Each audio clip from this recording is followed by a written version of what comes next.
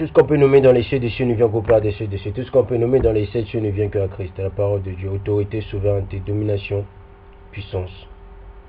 Que ce soit dans le visible et l'invisible. Je vais faire une partage. Je vais juste faire un petit partage, excusez-moi. Un petit partage. Hein, de la vision de la Jérusalem céleste de Esdras. Esdras avait eu une vision de la Jérusalem céleste. Avant de débuter, on va d'abord se comprendre. Les villes, les noms des villes, ce sont la majorité, c'est toujours des noms féminins. Même quand vous voyez, à plus forte raison, quand vous voyez comment s'écrit la ville s'écrit en féminin. Vous devez vous poser des questions. Comment ça se fait la ville s'écrit en féminin? Si la ville s'écrit en féminin, parce que la ville, ce sont des noms des femmes. On donne les noms des femmes. Dans les noms des villes, ce sont que des noms des femmes. C'est pour cela, la Jérusalem céleste, c'est aussi avec un nom de femme. Parce que tout, c'est depuis le temps de Noah. Les enfants de Noah, Sem, Japheth et Cam, ont commencé à donner les noms des villes où ils se sont dispersés selon le nom de leur femme. Donc ils donnaient les noms des villes où ils se sont mis, c'était des noms de leurs femmes. On a déjà vu cela. Sans tarder, on va prendre 4 Esdras 10. On va lire tout le livre de 4, tout le chapitre de 4 Esdras 10. Or, quand mon fils entra dans sa chambre nuptiale, il tomba et mourut. Nous renversâmes toutes les lumières. Tous les habitants de la ville se levèrent pour me consoler. Je me reposai jusqu'à la nuit du lendemain. Or, quand tous cessèrent de me consoler pour que je me repose, je me levai de nuit, je m'enfuis et vins, comme tu le vois, dans cette plaine. Je pense désormais ne pas retourner en ville, même établir ici, sans manger ni boire, et sans interruption me lamenter, et jeûner jusqu'à ce que je meure. Reproche d'Esdras à la femme. Vous allez voir maintenant c'est qui la femme. Laissant les propos que je tenais encore, je lui répondis avec colère. Saute entre toutes les femmes. Ne vois-tu pas notre deuil et ce qui nous est arrivé? Car Sion, notre mère à tous, est attristée et de tristesse et profondément humiliée. Car le moment de se lamenter amèrement, car maintenant nous nous lamentons tous et d'être tristes. Car nous sommes tous attristés. Mais toi, tu t'attristes pour un seul fils. Interroge donc la terre et elle te dira que c'est elle qui doit se lamenter. Elle qui survit attend d'être sortie d'elle. C'est d'elle que, au commencement, tous sont nés et que d'autres viendront. Et voici, presque tous marchent à la perdition et leur multitude va vers l'extermination. Qui donc doit se lamenter davantage? Sinon celle qui a perdu une si grande multitude, plutôt que toi qui pleures sur un seul. Si tu me dis, mon deuil n'est pas semblable à celui de la terre, car c'est le fruit de mon ventre que j'ai perdu. Celui que j'ai enfanté dans les peines et mis au monde dans les douleurs. La terre, elle, est conforme à la voix de la terre. La multitude qui était présente s'en est allée comme elle était venue. Eh bien, moi je te dis, de même que tu as enfanté dans la douleur, de même aussi la terre a donné son fruit. L'homme, dès le commencement, a celui qui l'a faite. Maintenant donc, retiens en toi-même ta douleur et porte avec elle courage et les malheurs qui te sont advenus. Car, si tu juges légitime l'arrêt de Dieu, tu recouvreras ton fils en son temps et tu seras comblé d'éloges parmi les femmes. Rentre donc dans la ville auprès de ton mari. Elle me dit, je ne le ferai pas. Je n'entrerai pas dans la ville, mais je mourrai ici. Je reprends encore la parole et lui dis, ne donne pas suite à ce propos, mais laisse-toi convaincre à cause de la chute de Sion et console-toi à cause de la douleur de Jérusalem. car tu le vois, notre sanctuaire est désert, notre autel est démoli et notre temple détruit. Je mets une pause. Esdras avait vu le temple de la Jérusalem est désert. Donc le temple, et par la suite on dit notre autel est démoli et notre temple détruit. Donc c'est pour vous faire comprendre. Quand dans la plupart de mes vidéos je dis le vrai temple d'Israël ne se trouve pas au Moyen-Orient, donc en Asie mineure, c'est vrai. Pourquoi je le dis? Selon 4 Esdras 10, 21, il est dit, car tu le vois, notre sanctuaire est désert. Le mot désert veut dire il n'y a plus rien. C'est démoli de A à Z. Il n'y a pas, il reste pas, comment je peux dire, une preuve archéologique. Vous comprenez? On le sait tous. Le temple qui se trouve dans cette Jérusalem appelée Israël, hein, au Moyen-Orient, soit dit, intitulé aussi appelé Aka Moyen-Orient. Ce temple-là n'est pas désert, n'est pas démoli de A à Z, n'est pas détruit. Vous allez me dire, mais c'est détruit, pourquoi? Parce que ça n'a plus la clarté d'avant. Non, on nous dit, sanctuaire est désert, donc il n'y a personne s'en habité, mais c'est détruit. Notre autel démoli et notre temple détruit. Donc on nous fait comprendre le temple est détruit. Maintenant, je ne vais pas trop insister dessus. Chacun comprend à sa manière. Peu importe, ça ne fait rien. Je poursuis. Hein? Notre arbre gît à terre, notre hymne s'est tué et notre exultation s'est dissoute. La lumière de notre chandelier est éteinte, l'arche de notre alliance pillée, nos objets sacrés souillés, et le nom du Seigneur prononcé sur nous profanés.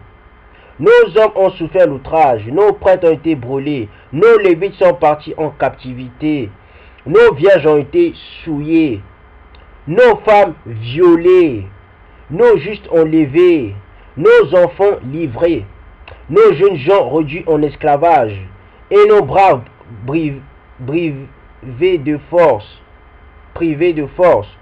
Et le pire de tout, le sceau de Sion, car elle a été privée maintenant du sceau de sa gloire, et livrée aux mains de ceux qui nous haïssent. Toi donc, chasse la grande tristesse et dépouille-toi de la multitude de tes douleurs, pour que le vaillant te soit favorable, que le Très-Haut t'accorde le repos, le soulagement de tes peines, la vision de Jérusalem céleste. Or, pendant que je lui parlais, voici que la face de la femme se mit à briller intensément, et que son visage prit un aspect étincelant, de sorte que je fus fort épouvanté devant elle et que je me demandais ce que cela pouvait être. Et voici que tout à coup, elle poussa un grand cri terrible, en sorte que la terre en fut ébranlée. Je vis, et voici, ce n'était plus une femme qui m'apparaissait, mais une ville en construction, et son emplacement était indiqué par d'énormes fondations. Je fus saisi de crainte, je criai d'une grande voix, où est l'ange Uriel qui est venu vers moi au commencement? Car celui qui m'a mis tout à fait hors de moi, ma faim est devenue vaine et ma prière un affront.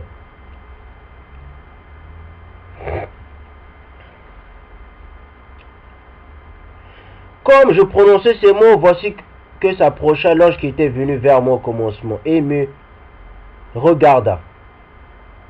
Voici que j'étais étendu comme mort et que mon intelligence était égarée. Il me tint la main droite, me remplit de force, me mit sur pied et me dit, qu'as-tu? Pourquoi es-tu troublé? Pourquoi ton intelligence et la pensée de ton cœur sont-elles troublées? Je dis, parce que tu m'as laissé délaissé. J'ai pourtant agi selon tes propos, et je suis sorti dans la plaine. Voici, j'ai vu et je vois ce que je ne peux raconter. Il me dit, tiens-toi debout comme un homme et je t'instruirai.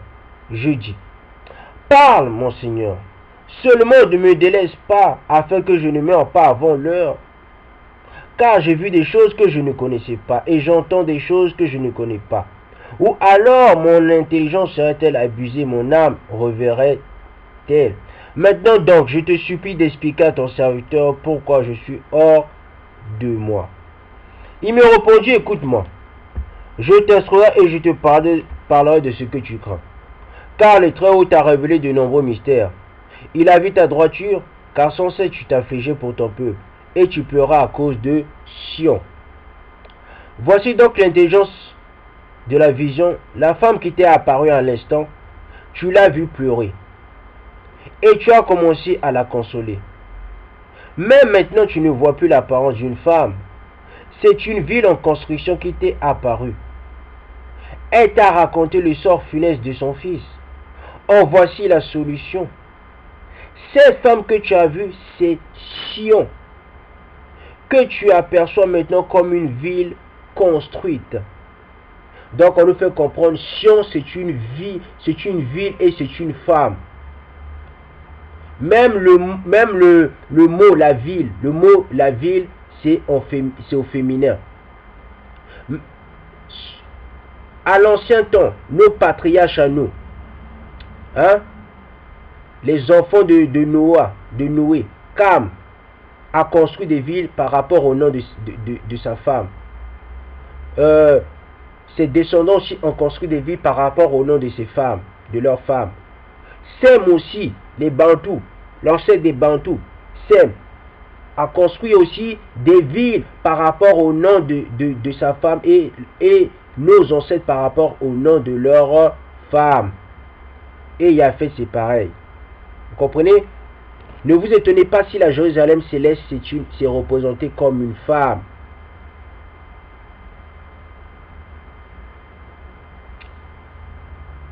Il faut qu'on arrête avec le temps d'être macho. Si dans la plupart de mes vidéos, je fais comprendre, une femme, spirituellement parlant, elle n'est pas plus spirituelle que l'homme, parce qu'elle a des impurités. La femme, avec ses impurités, elle est celle qui enseigne aux enfants. Elle est celle qui éduque plus que le mari. On le sait tous. Quand le mari va au travail, le mari revient tard. Qui est là à 17h de l'après-midi? Ou bien qui est là à midi pour aller chercher les enfants pour leur donner de manger? Qui est là quand les enfants reviennent à 15h, qui leur enseigne les choses? C'est la femme en Afrique à Kachopa. C'est pour cela la femme, elle est représentée. Les villes représentent les noms des femmes. C'est pour cela la femme, la ville de Jérusalem représente la femme. Parce que c'est la femme qui enseigne les enfants ou l'enfant. La femme bantou et la femme noire, c'est se détacher de la réalité spirituelle. Elle est entrée dans la réalité matérielle. Elle a enfanté le mal sans s'apercevoir. Avec le temps, nous, leurs descendants, nous allons et par la suite subir les conséquences. Et nous les subissons. Et nos blessures à nous sont graves. On le sait tous. On ne va pas en revenir dessus. Je me remets à lire 4 Esdras 10, 44. Cette femme que tu as vue, c'est Sion, que tu aperçois maintenant comme une ville construite. Elle t'a dit avoir été stérile pendant 30 ans. C'est parce qu'il y a eu 3000 ans dans le monde avant qu'on y offre des sacrifices. On nous fait comprendre, Sion a souffert pendant 3000 ans. Vous comprenez? Donc, il y a eu 3000 ans que nous, le peuple bantou, nous sommes allés en esclavage. Vous comprenez?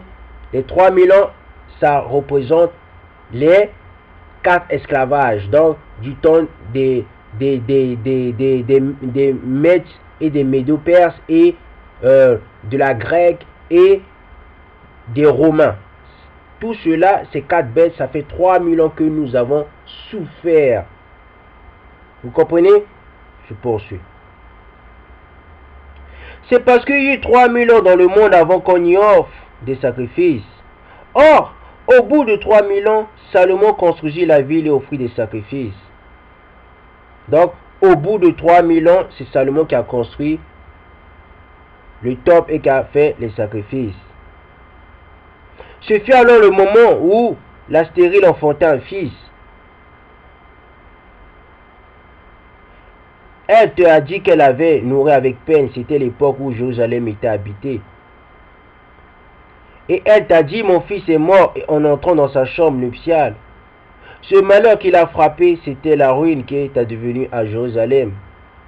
Voici, tu as vu son image et comment elle pleurait, son fils et toi. Tu as commencé à la consoler de ses malheurs. Voilà ce qu'il fallait te faire découvrir. Maintenant, voyant que tu t'es attristé de toute ton âme et que tu souffres pour elle de tout ton cœur, le Très-Haut t'a montré l'éclat de sa gloire et la beauté de sa noblesse. Voilà pourquoi, en effet, je t'ai dit de rester dans une plaine où l'on n'a bâti aucune maison. Car je savais, moi, que le Très-Haut allait te montrer cela. Voilà pourquoi je t'ai dit de venir dans un champ où il n'y a pas de fondation d'édifice. En effet, à l'endroit où la ville du Très-Haut allait être montrée, aucune construction d'un édifice humain ne pouvait tenir. Toi donc ne crains pas, que ton cœur ne s'effraie pas, mais entre et vois la splendeur et la majesté du bâtiment, autant que tes yeux sont capables de le voir. Ensuite tu écouteras, autant que tes oreilles peuvent entendre. Toi tu es plus heureux que beaucoup. Tu as été appelé auprès du Très-Haut comme peu d'autres. La nuit prochaine, tu resteras ici et le Très-Haut te montrera en vision des songes ce que fera le Très-Haut pour les habitants de la terre dans les derniers jours. Je dormis cette nuit-là ainsi que la suivante comme il me l'avait dit. C'était juste une petite partage. Je voulais juste faire un petit partage. Bon. Bien, c'était juste 4 Esdras 10. Vous avez vu, Sion, c'est une femme. La ville de Sion représente la femme. Bon, vous savez, je ne veux pas trop polémiquer. Je ne veux pas trop entrer dans les polémiques.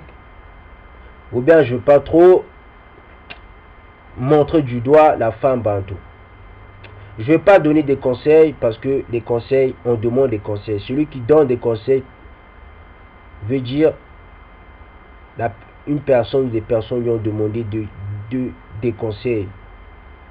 On ne donne pas des conseils sans qu'une personne ou des personnes demandent des conseils. Si Sion est représenté, la Jérusalem céleste est représentée en tant que femme. La femme bantou, parce que là, Jérusalem céleste, ça concerne la femme bantou, ça ne concerne pas la femme noire. On ne va pas entrer dans un mensonge pour faire plaisir aux panafricanistes, pour me faire plaisir à moi, ou pour faire plaisir à quiconque. Quiconque. La Jérusalem céleste représente une femme, on le sait tous. Sion, c'est une femme. Sion, la ville, représente une femme. Les villes, on donne que des villes. La plupart du temps, normalement, on doit donner que les villes, on doit donner que le nom des femmes. La femme bantou a un rôle à jouer. Je ne dirai pas, je ne vais pas faire semblant, je vais dire la vérité. La femme bantou a un rôle à jouer. Je ne vais pas mettre tout sur le dos de la femme bantou. Non. Les 144 000, ce ne sont pas des femmes. Ça, c'est vrai. Mais néanmoins, la femme bantou doit comprendre son importance, doit se relever sa tête, apprendre de son passé, améliorer son présent et nous faire avancer. Quand je dis nous, je parle des enfants qu'elle met au monde. Je parle du mari qu'elle a. Je parle de sa famille qu'elle a. Je parle même de la nation bantou, qui est aussi sa grande famille. La femme bantou, nous ne devons pas la donner toute la charge du réveil du peuple noir, du réveil du peuple bantou. mais elle a un grand rôle à jouer. Nous les hommes bantous, nous avons plus un grand rôle à jouer que la femme.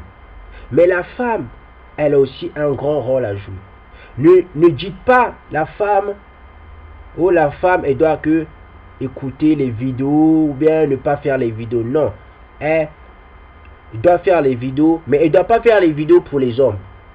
Même si YouTube, peu importe les moteurs de recherche, hein, les chaînes de visionnage, les hommes peuvent écouter, oui. Moi, j'écoute aussi la chaîne de ma soeur. Ça, c'est vrai. Mais, néanmoins, pour moi, les vidéos que la soeur fait pour moi, c'est destiné plus aux enfants parce que elle a un rôle de mère. C'est destiné plus aux sœurs parce que elle a un rôle de grande soeur ou de petite soeur aussi.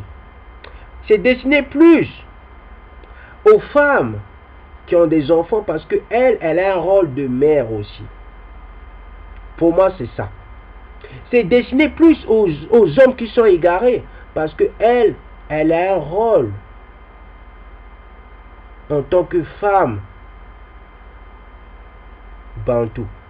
Mais nous qui sommes aguerris, ce n'est pas destiné à nous. Vous comprenez qu'est-ce que je veux dire par là?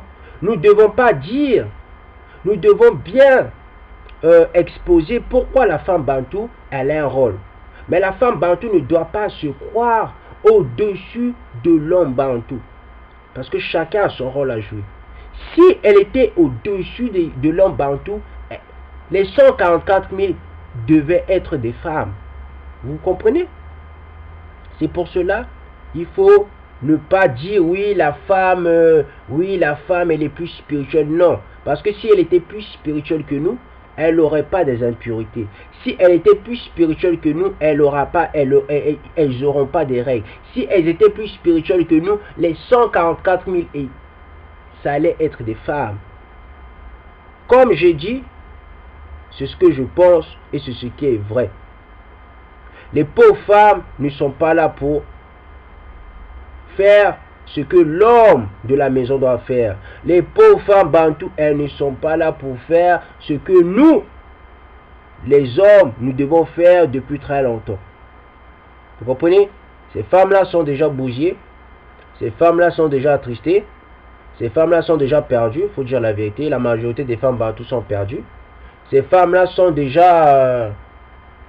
ne peuvent pas prendre le rôle du mari et de la femme. C'est à nous de prendre le rôle de l'homme.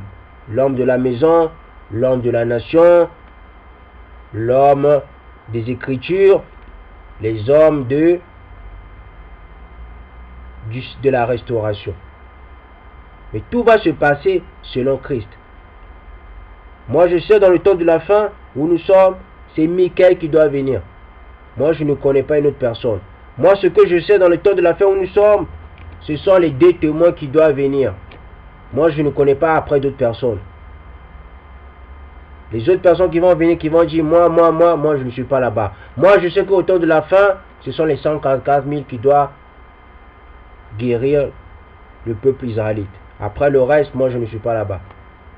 Vous comprenez? Je ne fais pas de parti pris, je n'ai pas de parti pris et je ne suis pas dans les partis. Je reste dans les Écritures, je n'en sors pas, je bouge pas là, j'apprends, je dis, je balance les choses et ça reste intact.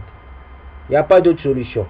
Il n'y a pas de compromis, c'est comme ça, c'est scellé, c'est classé sans suite. Je vous laisse, c'était juste une petite introduction, c'était juste une petite aperçu de ce que moi je pensais et de ce que les Écritures aussi ont comme facette, révèlent comme facette. Toute gloire ne revient qu'au Père de ceux dessus. Comme je dis dans la plupart de mes temps, même si j'ai une parole, même si ma manière de parler, c'est très dur, même si je fais rigoler les gens, même si les gens disent il est arrogant, il est insupportable, toute gloire ne revient qu'au Père des cieux dessus de toute façon. Je vous laisse, j'espère que j'ai pas mal parlé, j'espère que je n'étais pas arrogant, j'espère que j'ai pas blessé les gens, j'espère, et peuple bantou, peuple noir, femme noire, femme bantou, moi c'est plus la femme bantou. Femme bantou, sois une femme maintenant.